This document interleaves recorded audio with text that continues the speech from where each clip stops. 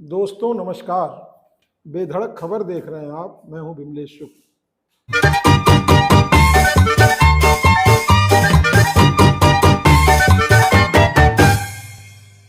लोगों ने जान हथेली पर लेकर के दीपावली की यात्रा तो पूरी कर ली, लेकिन छठ की यात्रा बहुत सारे लोगों की अभी भी अधूरी है।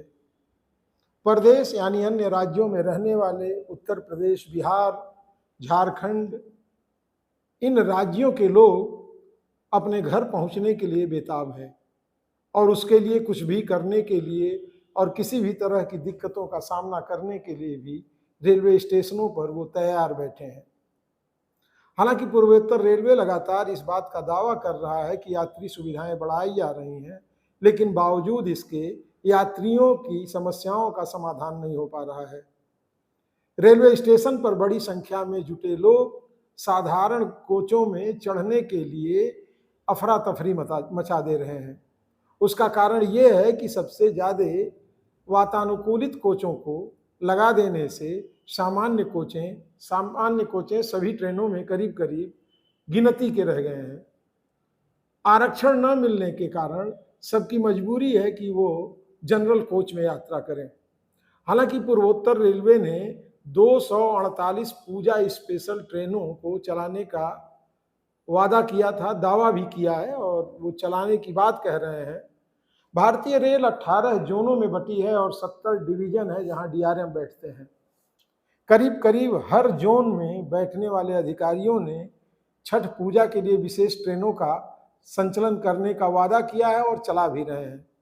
लेकिन हालात ये है कि आने वालों की संख्या इतनी है कि ट्रेनों में तिल डालने की जगह नहीं है। ऐसे में स्लीपर क्लास, जिसमें सामान्यतः लोग रिजर्वेशन करा के चलते हैं और उनकी स्थिति भी जनरल से बदतर है, उसमें टीटी यात्रियों को उतार नहीं रहे हैं।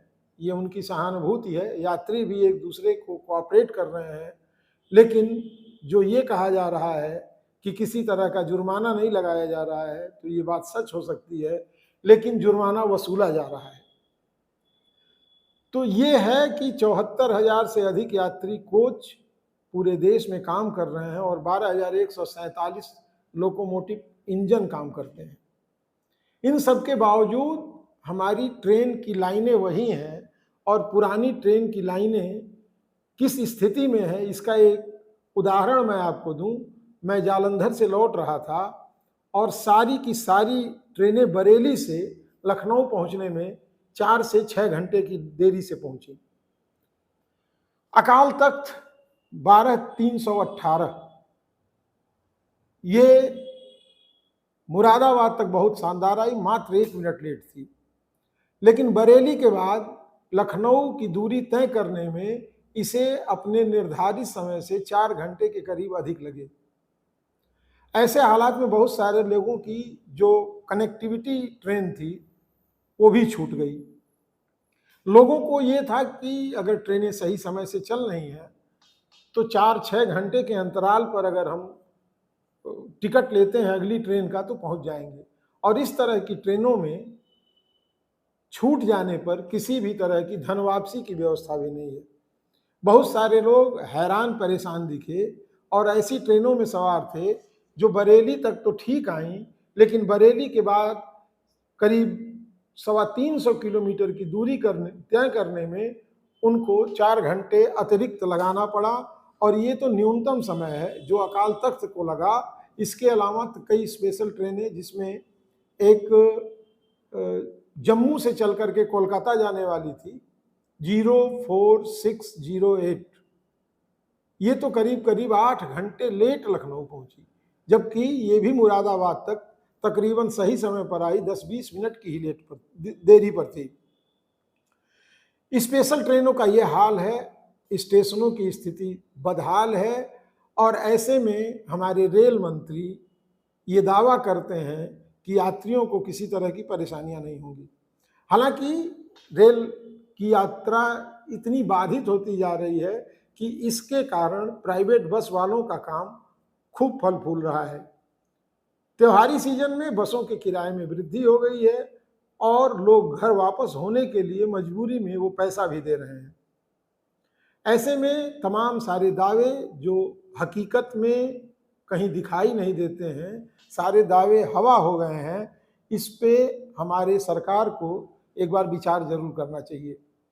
ऐसा हर बार होता है, हर साल होता है, और यही स्थिति रही तो लोगों का रेलवे से मोह भंग भी हो सकता है।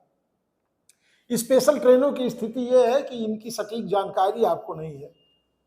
2 मिनट के स्टॉपेज पे आप अगर अपने सिस्टम पे, अपने मोबाइल पे ये पता करना चाहें कि आपका कोच किधर है, तो वो भी गलत बताएगा, या तो बता देगा कि स्पेशल ट्रेन होने के नाते इसकी जानकारी नहीं दी जा सकती।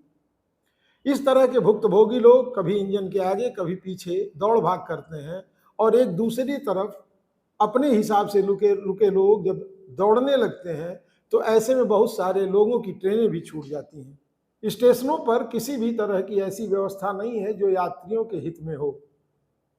तमाम तरह के उद्घोषक भी बैठते हैं, तमाम उद्घोषणाएं भी होती हैं, लेकिन प्लेटफार्मों तक, सारे रेलवे स्टेशन के प्लेटफार्मों पर यह व्यवस्था नहीं है कि यात्रियों तक उनको उनकी सूचनाएं मिल सकें।